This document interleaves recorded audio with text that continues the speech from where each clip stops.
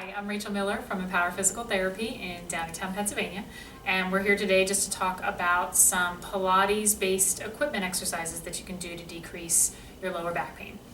And as many of you might know, there's 80% of us will have low back pain at some point in our life, so that's a pretty fair amount. So I want to be able to demonstrate and show you how to do some exercises to decrease that pain.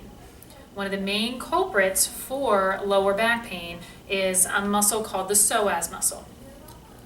And the psoas muscle is deep within the abdomen, is how you would reach it. It runs from T12L1 on the front of the spine down into the front of our hip.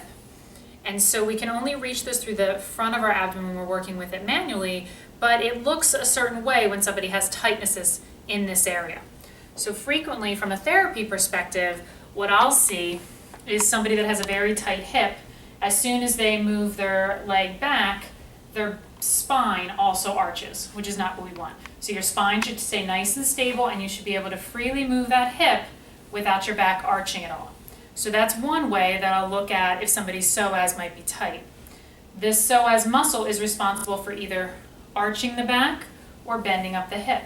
So normally, as you bring the leg back, you should have that free motion in your lumbar spine to bring that forward and back. So if that's tight, we want to get that loose. So now we're going to go through a couple exercises on the reformer. Kate's going to be our demonstrator for this, and I'm going to have Kate lay down here, and she's going to be doing feet in straps. So for those of you who are not familiar with the Pilates Reformer, it's a great way that can be either an adjunct to make an exercise harder or easier. I've known a lot of patients that have gotten injured by doing their own Pilates mat exercises, and this is a really nice way to start patients with low back pain to make sure that they're staying nice and stable.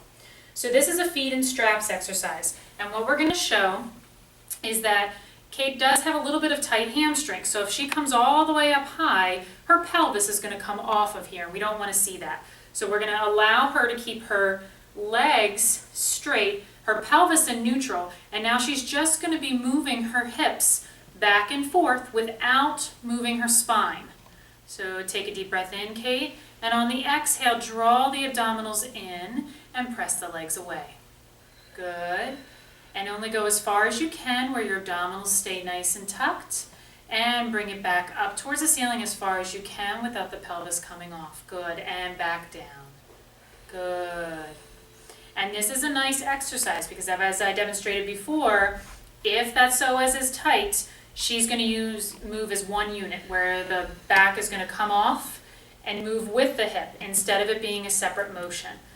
So this is a great exercise for Kate to be able to work with to get that hip free, and her lumbar spine and her stability and her abdominals is going to improve greatly. Good.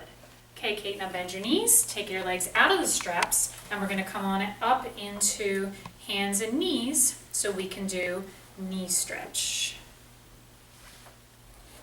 Okay.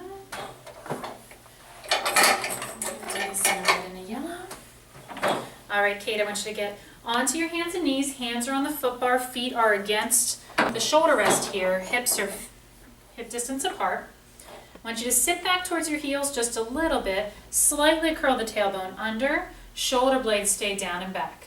I want you to hold this position. Don't let those arms move even a little bit. Tuck that chin and just move the hips back as far as you can without the spine arching, and then back in. Good. In and out. Good. In and out. And just keep folding in. Good. Nice and lengthened. Now, Kate, I want you to show one time what it looks like if somebody's really tight here. So if you arch your back and then straighten out, that's not what we want to see. We want to see a flat back. Otherwise, that's going to make back pain worse. So nice flat back, and hips are just moving in and out as far as they can move with that nice neutral spine. And Kate is looking good here. Very nice. Okay, and come on off. The last exercise we're going to show is the scooter exercise. So for this exercise, Kate's appropriately positioned in a little bit of a lunge. She's going to hinge forward, keeping a very nice, flat, neutral spine position. Her leg is going to be slightly off of the reformer, and she's just going to be bringing her left leg in and out. So no arms yet, Kate, just bringing in and out. And what she's going to be working is that right thigh quad, but she's also trying to get as much length through the front of this hip so that her back isn't arching. Now add the arms in, Kate, and then you can add in running man arms. So lengthening through the torso, making the obliques work. This is very nice. It's called reciprocation, works well to improve somebody's walking. And then when you add in the neck rotation, that simulates a little bit more of a balance challenge, which can be great for this exercise. Beautiful, Kate. And notice how as she lengthens this arm out, she does not arch in her back, which is another thing that you'll see when somebody has a very tight lower back exercise. Perfect. Good.